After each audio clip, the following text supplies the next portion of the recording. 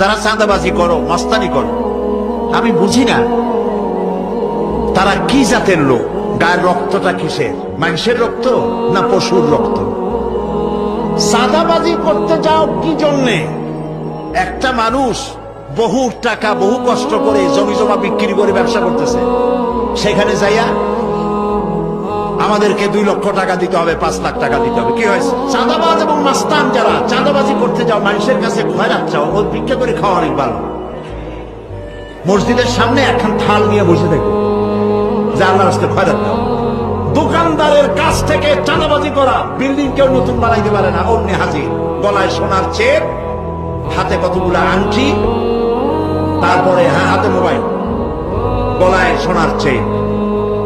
শহরের মহামূল্য জানোয়ার বলতেছে এখানে ইট ফেলাইতে পারবে না, রড দিতে পারবে না আমাদেরকে চান্দানা দিয়া। এটা কি মানুষ? বলেন মানুষ? এরা মানুষের সন্তান? এরা জানোয়ার, পশু। চাঁদাবাজ এবং মাস্তান, সন্ত্রাসী, ইসলামে এদের কোনো স্থান নাই।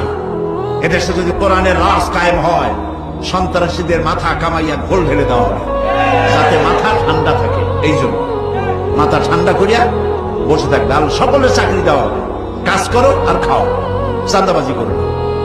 শ্বশুরের কাছে চাঁদাবাজি করে, বউর কাছেও চাঁদাবাজি করে। এত বড় লক্ষ্মী ছাড়া বউরে যায় বলে আমার হিরোইন খাওয়ার পয়সা দিবি।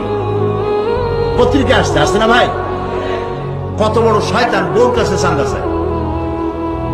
আল্লাহ এইসব চাঁদাবাজ, মাস্তান, অপহরণকারী আর সন্ত্রাসী জানোয়ারদের হাত থেকে আল্লাহ এই দেশকে রক্ষা করুন। বলেন আমি, চিল্লায় বলেন আমি।